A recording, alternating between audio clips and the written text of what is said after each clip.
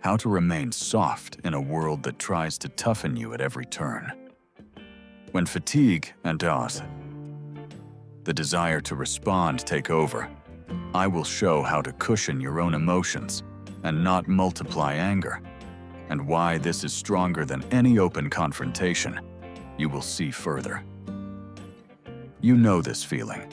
Someone speaks sharply, and inside a shield activates. You want to counter, defend yourself, return the same energy. But there is another way, not to take the blow personally, but to direct your reaction so that it does not accumulate anger and does not add fuel to the general fire. This is not about pretense or suppression. It's about internally maintaining solid softness and thereby conserving your strength and preserving clarity. In these minutes, it will not be philosophy, but practical logic. How to stop automatically giving in and where exactly energy is lost when you respond to anger with anger. You will see real points where you can intervene, not to win an argument, but to avoid multiplying grievances and draining your own energy. This will give you a concrete advantage, fewer emotional losses, more control, and the ability to influence the situation without escalation. And yes, kindness is not a weak position. It is a choice that requires skill and discipline. And in the next part, it will be shown how this choice works in real situations, and why people who maintain softness end up stronger than those who are constantly fighting. The topic is more important than ever. Constant stress, burnout, and aggression in communication consume resources faster than new opportunities arise. In messages, at work, in cues, small provocations accumulate into chronic fatigue. If you do not learn to manage your own reactions, any little thing begins to drag you down. And over time, the habit of responding with anger turns the environment into a source of constant tension. This is not an abstraction. Lost attention, damaged relationships, decreased effectiveness. These are real consequences. Therefore, the goal is not to be kind for the sake of morality, but to turn kindness into a tool. It conserves energy, reduces conflicts, and starts to change the environment around you. By not fueling hostility, the dynamics of interaction change, and this is a measurable effect in work, in family, in a group of friends. The map will be simple and conversational. First, we will explain why softness acts as a force and how it reflects on emotions and resources. Then, we will discuss practical techniques that can be applied immediately in real life. And finally, we will connect everything into a coherent system so that kindness does not remain an episode, but becomes your habit. These phrases are not a list of rules, but rather a guiding thread along which the logic will unfold, without complex theories, just what really works. A new thesis to keep in mind. Kindness is a disciplined skill, not passivity. It requires clear boundaries and intention, and it is precisely the combination of softness with discipline that makes behavior sustainable. In the following sections, we will show techniques that help maintain these boundaries and avoid sliding into either aggression or self-suppression. You will not receive an idea, but a working model, so that softness brings results and protects against emotional losses. Kindness works not because it is good by definition, but because it changes the trajectory of energy in communication. When someone is irritated or aggressive, the reaction does not spread on its own. It is supported by a responding wave. If you respond with fire to fire, the system is fueled and continues. Softness, on the contrary, slows down this spread. It does not make the emotion wrong, but changes its direction and amplitude. On a psychological level, it is similar to changing the reflection coefficient. Not all the impulse returns.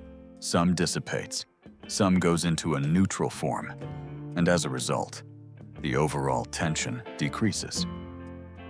Why does this happen? Basic mechanisms operate in communication, mirroring, seeking causality, and anticipating reactions. People automatically read the tone and try to adjust. Aggression often triggers defensive patterns in the interlocutor. But a soft response has another effect.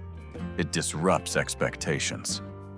When the reaction does not reinforce the attack, the other side experiences pauses, time for reevaluation, doubt, and adrenaline reduction.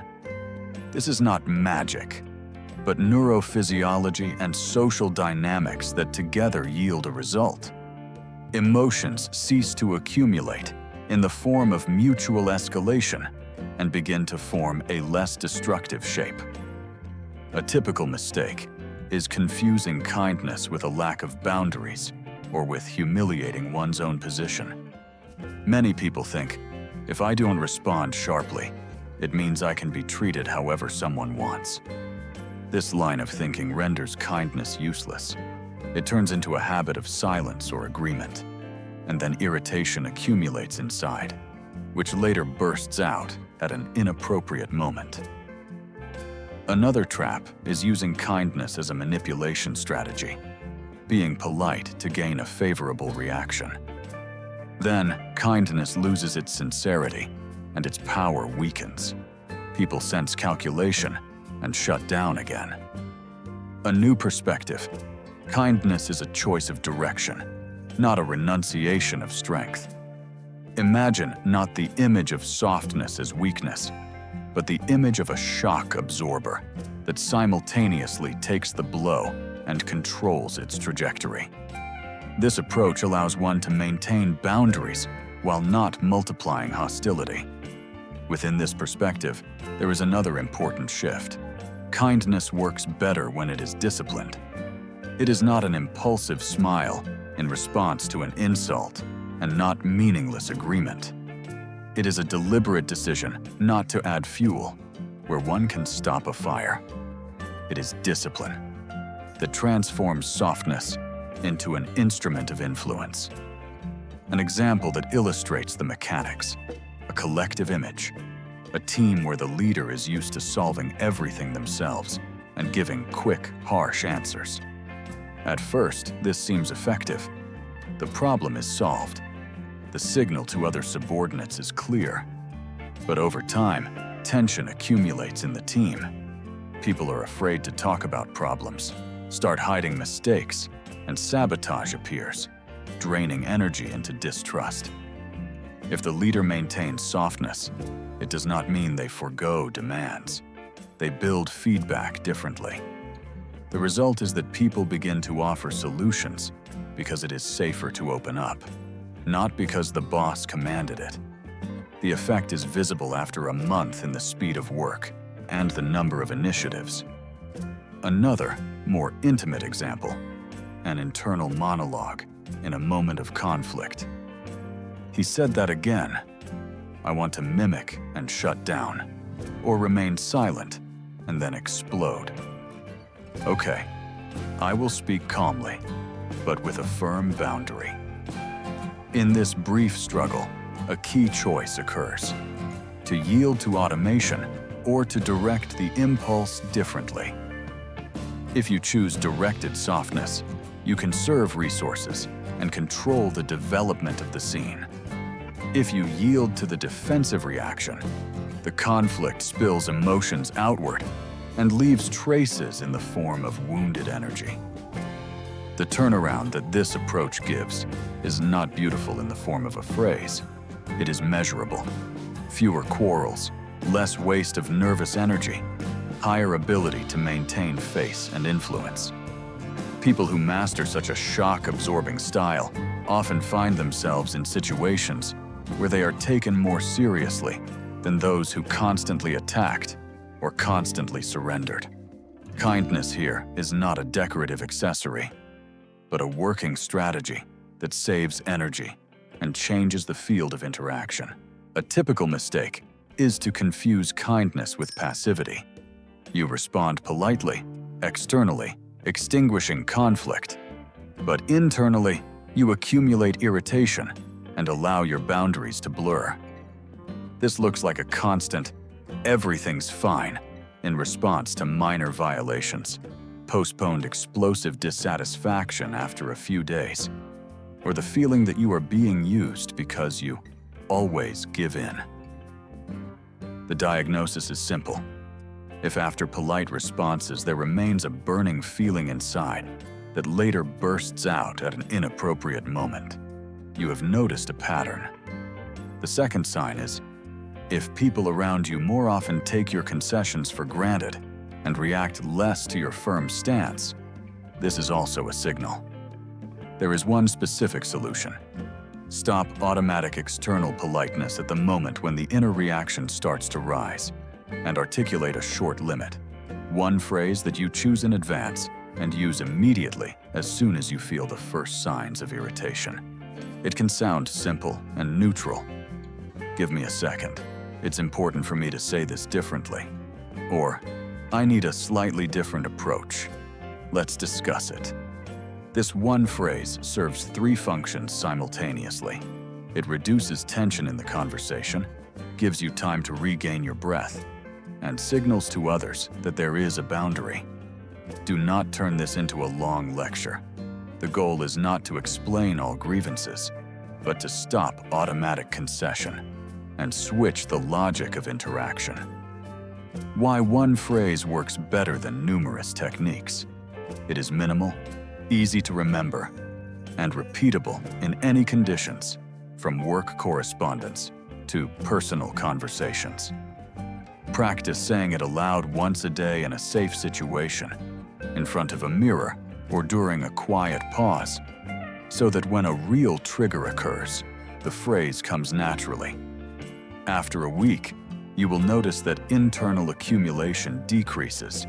The emotion gets an address and form, rather than piling up. After a month, people around you will begin to respect your pause and will stop perceiving kindness as a constant yes. This is disciplined softness. It does not blur boundaries, but makes them visible and manageable. Gather the meaning in 3 points, but say it differently. Kindness is a tool for regulating energy, not an ethical obligation. Softness without discipline loses meaning. Discipline without softness loses influence. These ideas are connected.